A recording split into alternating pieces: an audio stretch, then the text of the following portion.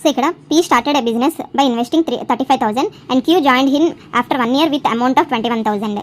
After 2 years from the starting of the business, they earned profit of rupees 26,000. What will be the P share of the profit అన్నాడు అనమాట.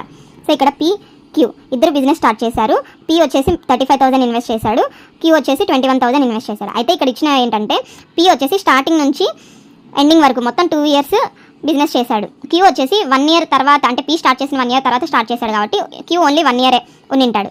So ఇక్కడ చూసుకున్నట్లయితే ఇది 24 months, ఇది వచ్చేసి 12 months అనమాట.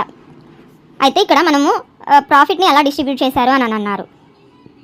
Total profit 26,000 ఇచ్చారు. అయితే పీకి వచ్చిన ప్రాఫిట్ ఎంత అని, పీకి వచ్చిన ప్రాఫిట్ కావాలి అని అంటే రేషియో కనుక్కుందాం. P and Q profit, ratio of P and Q profit is equal to 35,000 P invest చేశాడు, ఎన్ని నెలలు 24 months, 21,000 Q ఇన్వెస్ట్ చేశాడు 12 months. 3 zeros cancel, 3 7 5s 7 3s అనమాట. So 3 1s 3 8s, so 4 2s 4 3s.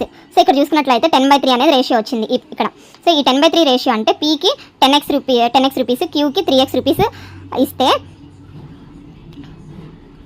10x + 3x total వచ్చేసి మనకి 26,000 అవుతుంది అనమాట.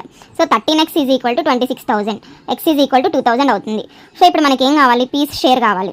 Piece share అంటే ఎంత, 10x, 10 × 2,000 అంటే 20,000 అనేది పీస్ షేర్ అనమాట.